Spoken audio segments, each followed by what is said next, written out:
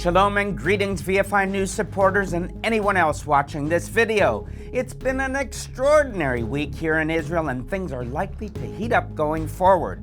Of course, the eggs are in the pan and everything's ready to bubble and scramble. Well, that's because Hamas has accused Israel of violating the ceasefire agreement without saying exactly how, and declared that it will not release any more hostages until Israel compensates Hamas for these alleged violations.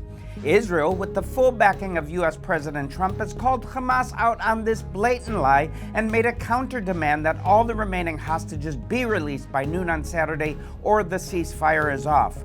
Lately, the news is changing all the time. Well, Egypt has reacted to these events and the proposal by President Trump to evacuate Gaza residents and resettle them in Egypt and Jordan by sending large numbers of tanks to the border with Israel, sparking a major international crisis. All that and much more is just ahead on this week's edition of VFI News from Israel.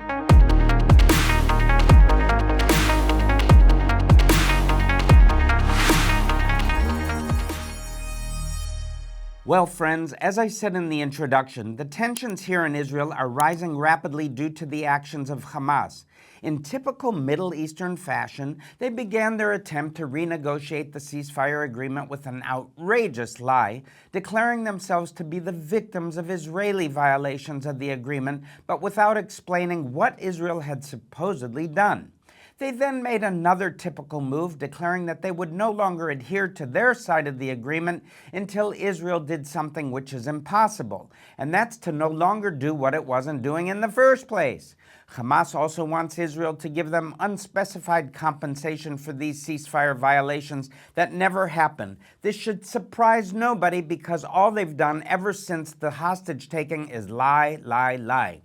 Well, it's enough to make your head spin, right? Well, here's what I think is going on. Hamas entered into this agreement in the beginning having no serious intentions to follow through with it. They thought that Israel might violate the agreement at some point, which would give them an excuse to pull out of it, which makes Iran happy as well. But when Israel didn't provide them with any excuses to pull out, they did what they always do and just made something up, which Iran also does. In other words, this was all part of the Hamas game plan to begin with. They believed that Israel wanted the hostages back so bad that all they have to do is hold out the possibility that the hostages will be released and Israel will keep making concessions to keep that hope alive. Now, anyone who ever had a crush on someone in high school and was willing to do anything and suffer any expense, humiliation, or heartbreak in order to get even the tiniest sign of affection from that person will recognize this pattern. I know from personal experience. Well, psychologists have a term for it, toxic codependency, and it's awful to watch someone you care about putting themselves through this. For years, Israel was willing to put up with a lot of nonsense from Hamas and the Palestinians in general in order to get the only thing Israelis wanted from them, and that was to be left alone in peace. But this week, we're seeing something very different. With the full support of United States President Donald Trump as quarterback, Israeli leaders have decided to respond to this outrageous move by Hamas by calling their bluff. Instead of meekly submitting to the Hamas gaslighting and agreeing to whatever it takes to make Hamas be nice to us again and release the hostages, Israeli leaders are saying, no, not this time. It's about time. At the conclusion of a meeting with his political and security cabinet Tuesday evening, Israeli Prime Minister Benjamin Netanyahu declared that, quote, if Hamas does not return our hostages by Saturday noon, the ceasefire will end and the IDF will resume intense fighting until Hamas is decisively defeated. I have just concluded an in-depth 4-hour discussion in the Security Cabinet. We all expressed outrage at the appalling condition of the 3 hostages who were released last Saturday. We also all welcomed President Trump's demand for the release of our hostages by noon on Saturday, and we also welcomed the president's revolutionary vision for the future of Gaza. In light of Hamas's announcement of its decision to violate the agreement and not release our hostages, I instructed the IDF last night to amass forces inside and around the Gaza Strip. This operation is underway as we speak and will be completed as soon as possible. Unquote. A few hours later, a senior official clarified that Israel is demanding only the release by Saturday at noon of the 9 hostages scheduled to be released in the first phase of the ceasefire agreement.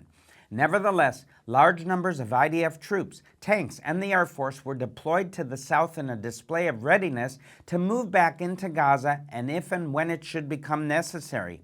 Reservists, many of whom have spent hundreds of days in the Army, once again being called back to their units and prepared to take part in hostilities. Now, there's 2 footnotes to all this that bear mentioning before we continue. One is that President Trump made the statement that Israel should demand all the hostages to be immediately returned or the ceasefire would be terminated after seeing the terrible physical condition of the 3 hostages who were released last Saturday, Ohad Ben-Ami, Eli Sharabi, and Or Levi. All looked frail, like concentration camp prisoners, gaunt and unsteady as they were released, leading many to fear that the hostages who are still being held in captivity are likely to be in a similar condition. The news that another hostage, 86-year-old Shlomo Mansour, had been confirmed on Monday as having died in captivity added more momentum to this narrative. However, a Hamas spokesperson, Sami Abu Zuhri, had something to say about Trump's comments, telling Reuters on Tuesday that, quote, Trump must remember that there is an agreement that must be respected by both parties, and this is the only way to bring back the prisoners. The language of the threats has no value and only complicates matters. Well, his life is about to be complicated, I'll promise you that. So, just to be clear, a few hours after reneging on the ceasefire agreement, using the excuse of an outrageous and transparently obvious lie, Hamas begs to remind the world that there's an agreement that must be respected by both sides. The organization that started this war by carrying out a barbaric massacre also begs to remind everyone that the language of threats has no value and only complicates matters. Are they serious? Friends, to switch briefly to commentary mode, I've mentioned before on this channel and in other venues that Hamas, along with Hezbollah, the former Assad regime in Syria, the Houthis in Yemen, and other proxy groups of Iran, are all deeply involved in international narcotics trafficking. I think they are on drugs. The main narcotic drug that gets used and trafficked here in the Middle East is Captagon, a type of amphetamine that has similar chemical properties to fentanyl. Anyone who has ever been around drug dealers knows that the dealers themselves almost always start using the drugs they're selling to others. And I think it's a serious possibility that these Hamas guys are using their own products a little too much. How else can we even begin to explain their bizarre and erratic behavior and their catastrophically absurd statements? I was watching a TV show many years ago, and this grizzled old police officer in the show said, when things go bad with a person, there's usually love or money involved. But when things get surreal with a person, you can be sure that drugs are involved. Things have been bad with Hamas for a long time, but now things are really getting surreal. And I think this line from that old TV show tells us why. We all need to keep this factor in mind as we pray into this situation. And don't forget the other Iranian proxies who oppose Israel, and Iran itself are also taking a lot of drugs these days. And by the way, a footnote to all of this, U.S. intelligence estimates that Israel will attack Iran's nuclear sites sometimes this year in 2025. Now, I told you there are 2 footnotes to this week's main story, so here's the other one. As I'm sure you've already heard, President Trump's plan for ending this war also involves evacuating most of the residents from the Gaza Strip so that the United States can go in, level all the destroyed buildings, remove all the unexploded ordnance, and rebuild the cities. The initial phase of this deal is meant to involve moving hundreds of thousands of Palestinians out of the Gaza Strip and into Egypt and Jordan, with many more sent to other places, including Morocco and possibly Indonesia, who knows where. Even to many Israelis who support the idea in a general sense, these details seem a little hazy and are likely to need some tinkering. But Egypt and the Jordanians are not interested in tinkering. They are both flatly refusing to take in any Palestinian refugees. Now, Jordan's King Abdullah was in Washington for a visit with President Trump on Tuesday, and he tried to respectfully make his country's position clear, but judging from the statements Trump made at their joint press conference following the meeting, that didn't go according to plan. Trump does not appear to have budged from his demands that Jordan take in Palestinian refugees from Gaza or face reductions in U.S. aid, and we'll have to see what happens with that. Having said all that, King Abdullah also said he'll take in 2,000 children from the Gaza Strip. Now, Egypt is taking a much firmer stance, with President al-Sisi indefinitely postponing his own trip to Washington because he apparently doesn't even want to talk to President Trump about this. Or maybe it's the cold weather and snow. I don't know. Egypt has also moved large numbers of tanks, artillery, and infantry units into the Sinai Peninsula in a flagrant violation of the 1979 Camp David Accords peace agreement with Israel. He better be careful because the U.S. does give him over $1 billion in aid every year. Now, this is very concerning to say the least, although most analysts agree that Egypt is very unlikely to actually try to attack Israel militarily.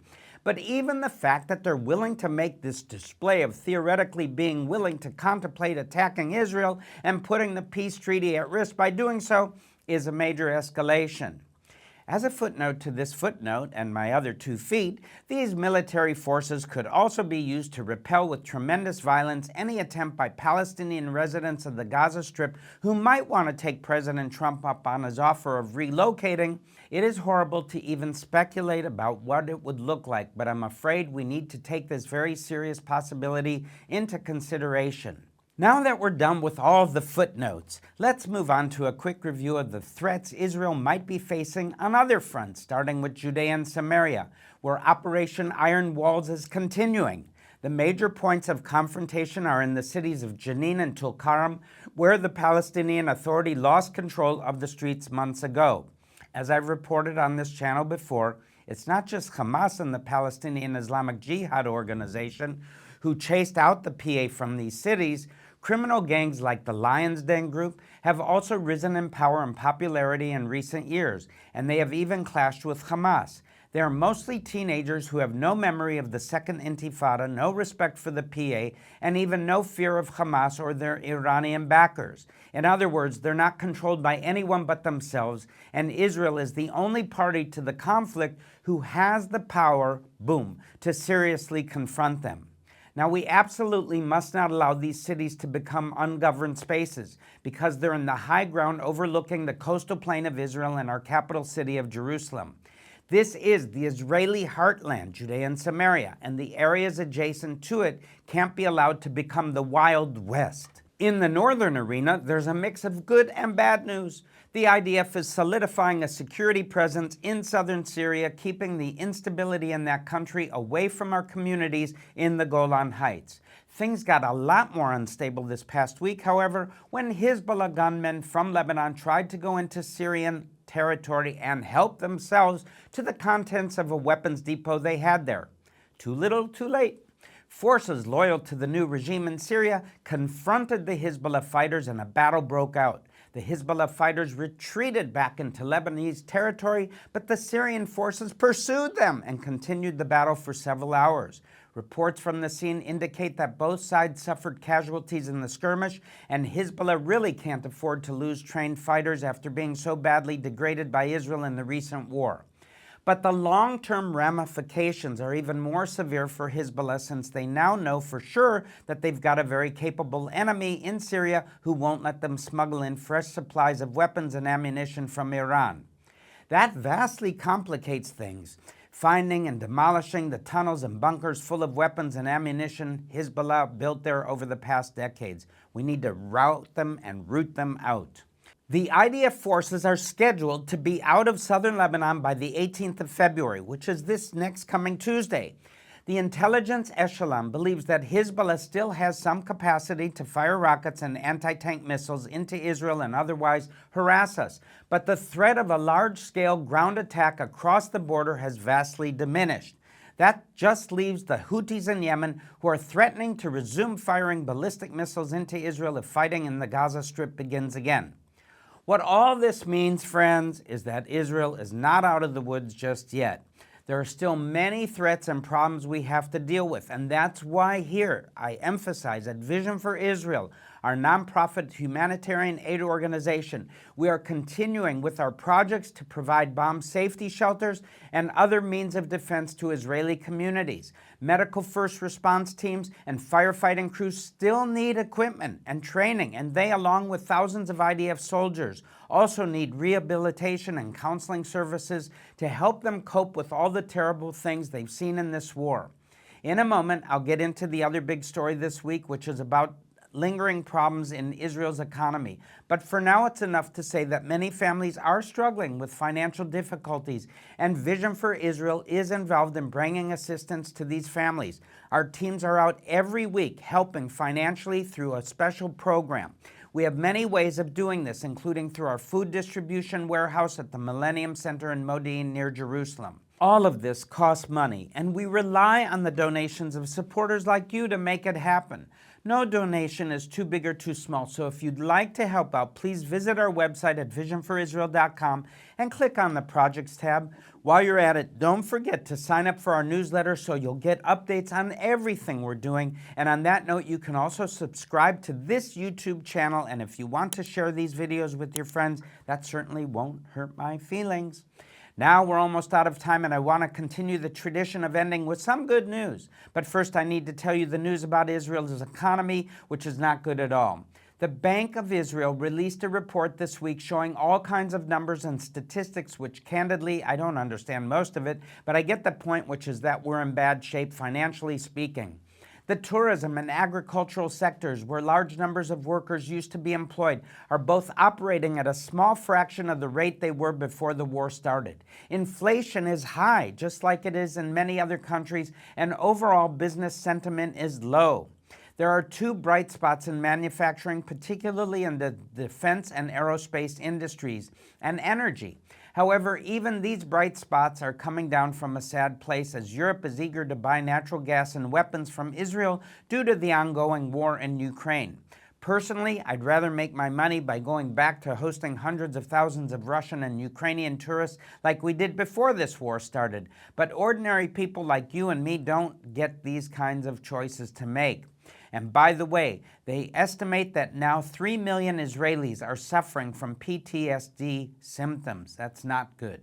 Now, as I promised, the good news to end this week's report. Several international airlines have announced that they are or soon will begin flying to Israel again.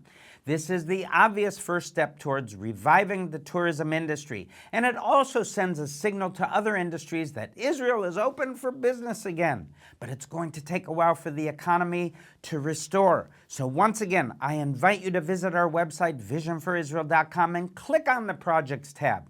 With that, I'm Barry Siegel, and I'll see you again next week for another edition of VFI News from Israel. God bless you and shalom.